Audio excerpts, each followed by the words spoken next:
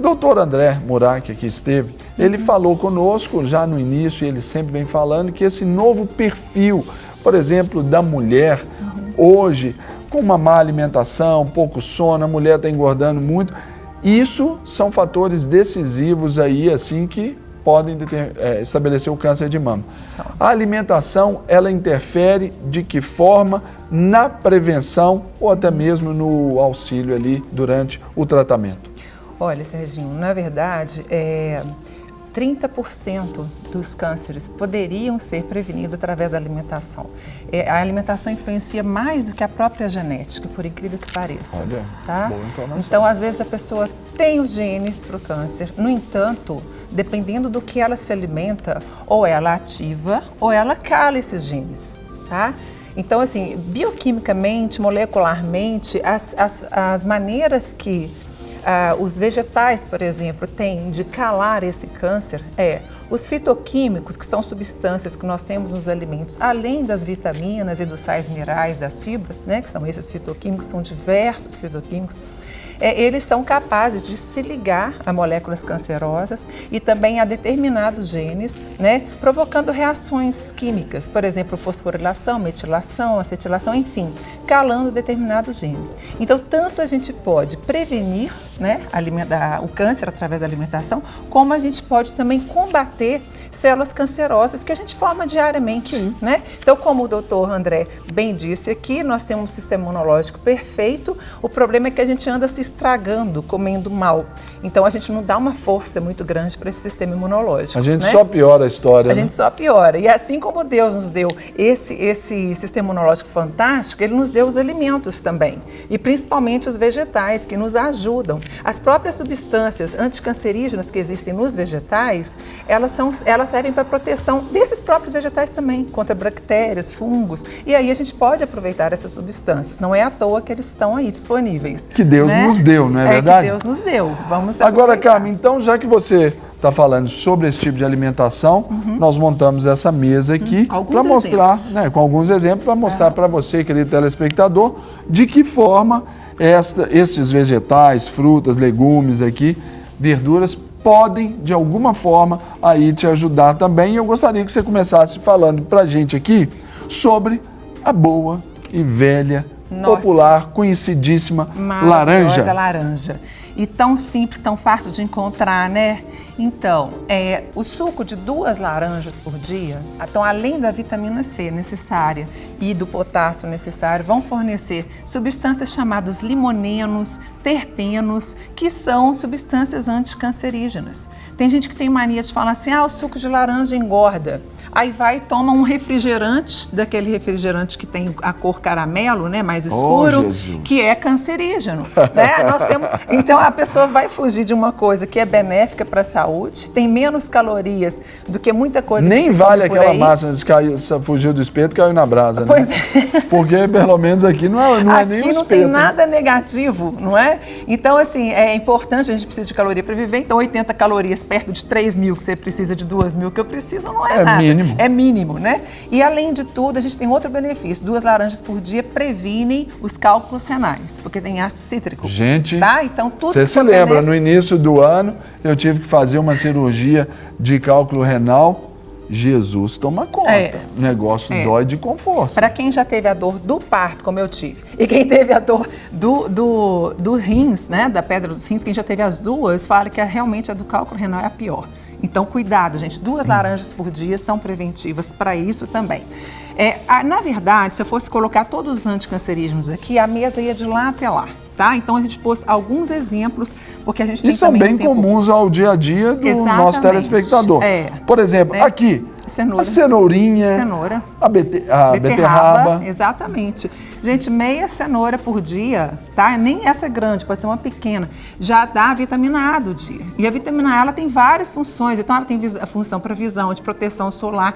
E ela tem também, não só o licopeno que você tem no tomate, mas ela tem beta-caroteno, que é anticancerígeno, tá? tá? O tomate não está aqui, porque infelizmente no momento das compras não havia disponível, mas o tomate tem o licopeno, mas quando o tomate é processado, esse licopeno é mais biodisponível, preventivo de câncer de próstata, tá? E a beterraba, o que diz pra gente? A beterraba tem substâncias anticancerígenas diversas, tá? Ela não é somente fonte de fibra e de um pouco de ferro, como as pessoas costumam utilizar, mas ela também é anticancerígena, tá? Aqui também não tá, porque nós não localizamos, mas a couve, tá? Couve e beterraba são excelentes para prevenção do câncer. E eu trouxe representando as verduras, né? Uma alface diferente, nós temos a verde, temos a roxa. Cada vez que você vira uma cor diferente, aquela corzinha, assim como um cheiro forte, um sabor muito forte, são substâncias específicas e todas elas são anticancerígenas. Então, por exemplo, na alface tem também, né, só o fato dela ter magnésio também, que é o que dá a cor, a clorofila, né? Você tem, por exemplo, aqui o brócolis tem um monte, tem centenas de substâncias anticancerígenas, tá? Então, não só esse tipo aqui, pode ser aquele brócolis chinês também, são isotiocianatos e outras substâncias mais. Isotiocianatos. Glicosinosilatos, são nomes complicados, são nomes complicadíssimos, mas que são fantásticos. Eles têm nome de remédio exatamente porque são remédios. É verdade. Hipócrates já dizia, faça do alimento o seu remédio, né? Agora, Carmen, aqui nós temos aqui a cebola, o alho, a cebola roxa aqui, ó. Olha que bonitinho. Isso, exatamente. E como que elas atuam, quais são as suas propriedades que ajudam aí a combater o câncer de mama? Então, ou câncer, né? O câncer de uma forma geral, né? E no caso, as cebolas têm a quercetina, tá, como a substância sendo principal, mas como eu disse, todos os vegetais têm muitas outras substâncias. O alho tem o ajoeno e tem duas substâncias também derivadas da licina. A licina gera ajoeno e outras duas substâncias também de nome muito complicado e que todas atuam como anticancerígenas. Ela não está falando palavrão aqui, são outros palavrões saudáveis aqui. Bacanas, né, que dão, inclusive, esse cheiro, o sabor forte. Tá? Mesmo sendo ali, por exemplo, aqui, por exemplo, a cebola, o alho ali processado ali no fogo ali, essas coisas, amassadinho. Boa pergunta, boa pergunta. Se ficar muito tempo cozinhando, ou mesmo até o brócolis, ou queimando, né? Passar naquele pontinho que ele começa a ficar mais do que marrom, começa a escurecer, então você está perdendo algumas propriedades, tá? Só fica com sabor ali no caso dele. Exatamente. E no caso, a prevenção do câncer, em quantidade, seria interessante você picar 1 a 2 dentes de alho por dia, por pessoa. Então, por exemplo, você vai refogar só o seu feijãozinho, pega 1 ou 2 dentes de alho, pica, não moe muito, porque senão ele vai queimar mais rápido, né? O óleo adequado, ao contrário do que está aparecendo muito na internet, o pessoal está falando muito mal do óleo de canola. Gente, em relação à composição, o óleo de canola é o melhor. Ele tem o ômega 3, ele tem o ômega 9, como tem no azeite, e ele aguenta um ponto de queima de refogar um pouquinho de cebola e alho. Mas boa pergunta, não é para queimar, tá? Aqui agora para a gente passar aqui, só para encerrar aqui, cara, essa pimenta biquinho? Pimenta biquinho. Olha só que lindinho. Então as pimentas de uma maneira geral, inclusive o pimentão, desde que sem agrotóxico, é muito bom frisar isso. Se vocês puderem adquirir os produtos sem agrotóxico, vai ter menos fatores, riscos, né, de câncer pelo agrotóxico, mas você vai ter os benefícios dos vegetais. Mas a capsaicina que tem nas pimentas e no pimentão é altamente anticancerígena, tá? Agora que você trouxe aqui o leite. Esse aqui na verdade é um iogurte. Iogurte, olha só. Então, o iogurte, ele está aqui para lembrar que ele fornece lactobacilos, ele fornece bactérias boazinhas. Nós temos cerca de 1,5 kg de bactéria no intestino, tá?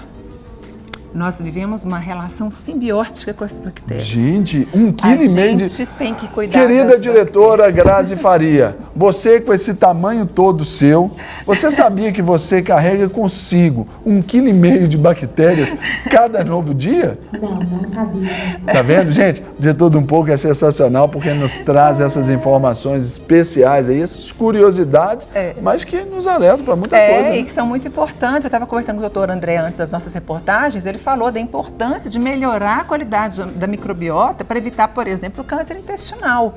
Claro. Então, como a gente tem bactérias, a gente vive com elas desde sempre, né? É melhor que sejam as boazinhas. Então, se a pessoa toma o iogurte todos os dias e come fibras, por que o pão está aqui? Ele é anticancerígeno de uma forma também indireta, porque as fibras do trigo nutrem, assim como o próprio glúten, quando a gente não tem doença celíaca, né, que a gente pode comer o glúten, eles nutrem as bactérias boazinhas. E aí, elas produzem substâncias anticancerígenas, tá?